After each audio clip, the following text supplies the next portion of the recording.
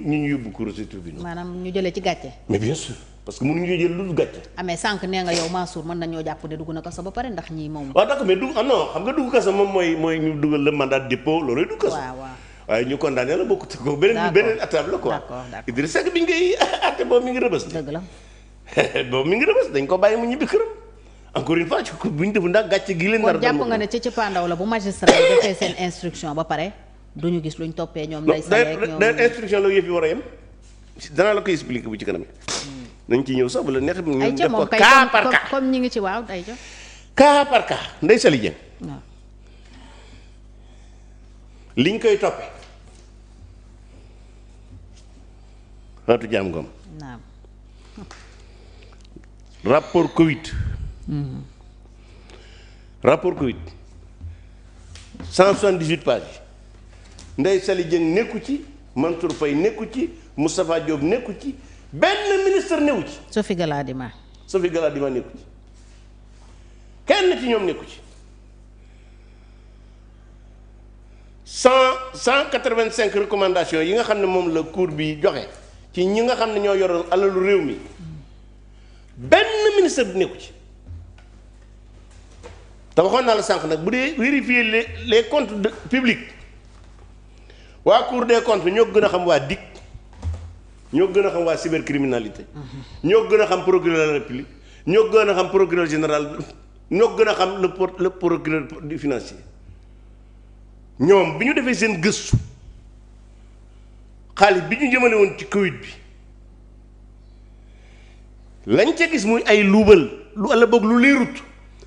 juróom benn milliard la sur les 1000 milliards ña nga xam ne ñoom la jàpp ne ñoo def lu ñu war a def lim na leen ne nañu leen topp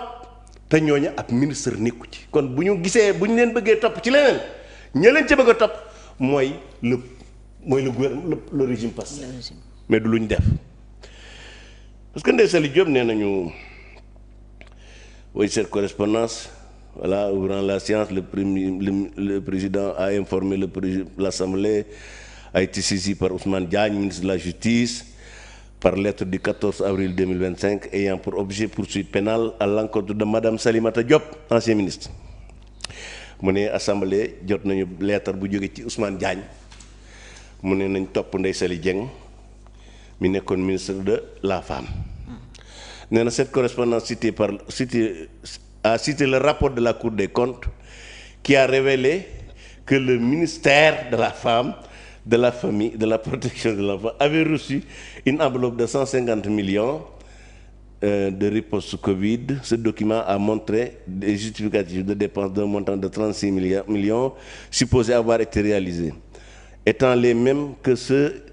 qui avaient été produites pour les opérations de la caisse de secours. À ce point, le rapport a indiqué que les aides et les secours avaient été versés à des personnes ayant les mêmes prénoms, etc. Entendu que les enquêteurs, la DAGE du ministère a soutenu que certains de ces supposés bénéficiaires étaient en réalité des fournisseurs. C'est le DAGE qui parle, hein. Il dit, entendu par les enquêteurs, le DAGE du ministère a soutenu que certains de ces supposés bénéficiaires étaient en réalité des fournisseurs. Il a mentionné en partie de ces avait servi au paiement de ces derniers et qu'une autre partie s'élevait à la somme de 22 millions. Je lis donc lire parce que alalu Sénégal xaalisu budget suñ koy dépensé benn ministre moo ci am baat muy le ministre des finances et du budget benn moom mooy tànn DAGE yi am ci kon président de la République moo leen di nommé mais les DAGE représentent surtout le trésor public DAGE yi dañ leen a super protégé ba bu la ministre waxee loo xam ne waru ko def yoon daf ko tere dangaa war a lànk boo lànk bu ca mbir yow la ñuy jàpp. loolu la sa responsabilité. Autrement dit un ministre mënul digalu DAGE mu def lu ko yoon tere bu ko digalee daa war a lànk kon DAGE yi jéem a yoole seeni ministre pour defen daañu mucc xëy na mën nañoo mucc mais les fautes bu dee faute pénale ci mbirum xaalis Cour des comptes moo gën a xam procureur de la République que DAGE yi ñoo am responsabilité. et puis Ndeye Saly Dieng xanaa buy sàcc dana fa nag ay ñaari kilomètres heure. autrement dit li gën a leer mu gàttal pour nit ñi comprendre que la Cour des comptes di ñu dara Ndeye Saly Dieng topp dara Ndeye Saly Dieng lu fa mën a am ci loo xam ne lu leerul la ca DAGE ba la jóge waaye jógewut ci ma parce que même boom bu digaloon DAGE bi ne ko defal nangam daa war a bañ parce que nag jàpp naa ne Fatou nit ki loo ko déggal ndigal bu la nee jëlal sa baaram bi teg ko ci xal da ngay lànk aw xal nag ci DAGE mooy def lu ko yoon tere ci xaalisu réew mi ñu ñëw Ndeye Sophie Gladima c'est dans le même registre turam nekkut ci haute cour bi fu ñu ko waxee ne da ngaa njublaan amu ci cour bi waxul nañ ko topp kon ñi koy topp lu du ñooñu xëy na c'est le procureur de la République wala procureur du parquet financier wala procureur général wala la DIC ou cybercriminalité waaye wax dëgg yàlla seen tur nekku fi te nag damay wax ne fii ci Sénégal la République du Sénégal le gendarme des comptes publics c'est la Cour des comptes loolu maam te nag jàpp naa ne Cour des comptes ñoo gën a am xarañ ci xam ndax lii fi ñu ko jaar lañ ko war a jaar wala déet ñoom tudduñu benn ministre tudduñu Sophie Gladima tudduñu Moustapha Diop même chose aussi pour Mansour Faye mais là Mansour Faye moom c'est plus terrible. C'est un cas particulier. Ah oui c'est plus terrible ça c'est une honte ça ki gàcc réew ko c'est-à-dire toroxal Sénégal mënul weesu lii ñu bëgg a toppee Mansour Faye surfacturation et li gën a grave dekk arrêté moom document bi magistrat bi wax moo tax ñu war cee jaar ba topp Mansour Faye 2013 la amoon. dafa caduc. or gouvernement mën naa fixer prix mais bu ko defee 2 mois lay durer su ko beesalaatee muy 2 mois muy 4 mois mu jeex lu amoon 2013 naka lañ ci mën a attewoo lu am 2020 Covid bi 2020 la ñëw Sénégal. ñu di ko topp di ci toppale commerçant yi fournisseurs yi naan Moustapha Ndiaye dafa surfacturé ceeb ñoom ñi ko bind xam ne ñu binduñu dëgg je crois que li ñu wax ci Mansour Faye ak ñoom Moustapha Ndiaye ça interpelle tous les Sénégalais naka la nit ñi def bay dugg Cour des comptes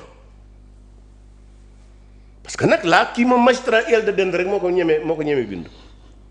xam magistrat El de Den rek moo ñemee bind lii. luy magistrat El de Den. El de Den mooy magistrat yi nga xam ne dañ ay complément d'effectif peut-être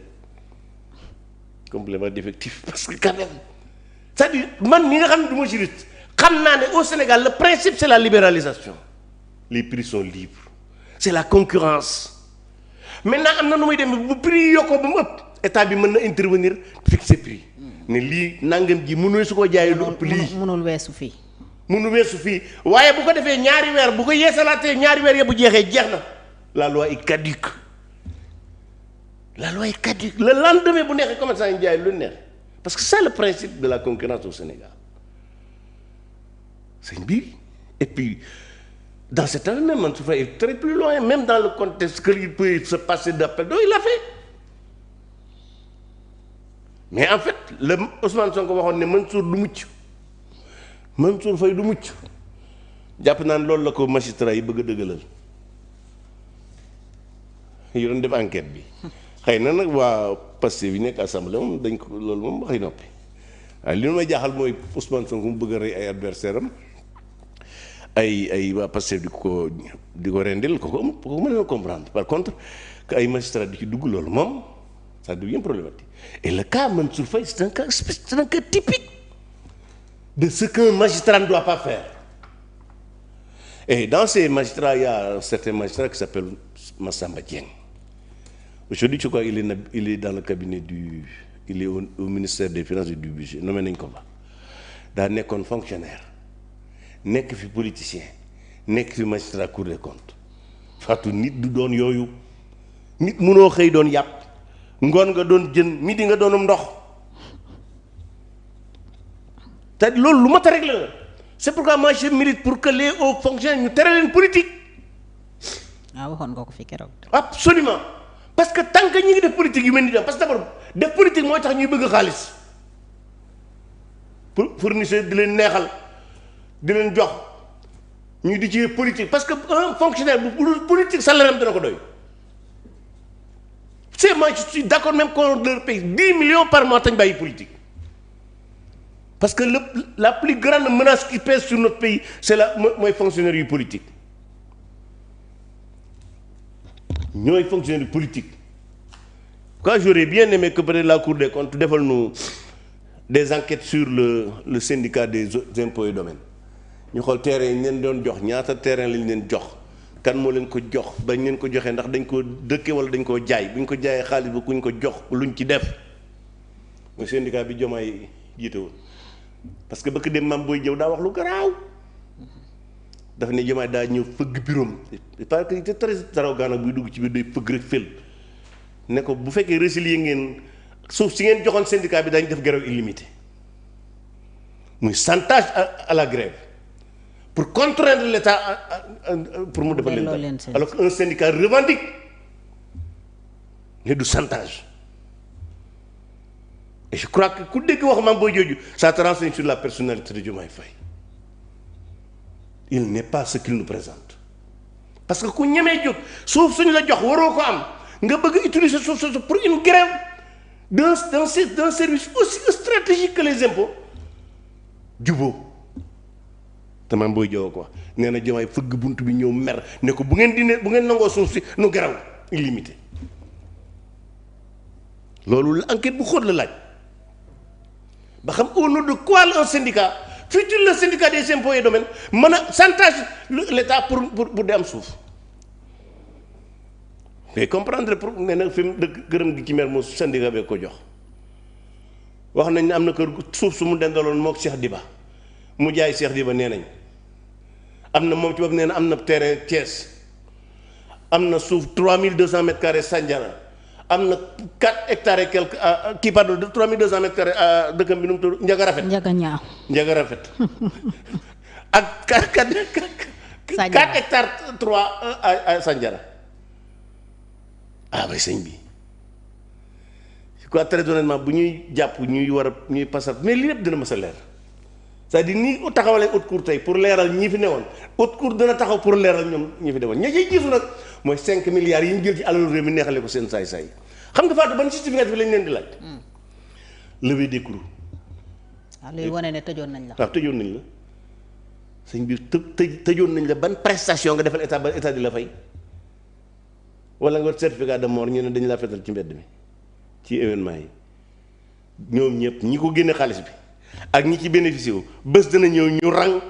devant la DIC et la cybercriminalité pour wax xaalis boobu ñu jox kan moo leen ko jox ak lu tax ñu jox leen ko ña leen ko jox te waruñu leen ko jox parce que c'est un détournement de deniers publics yoon dana dal seen ko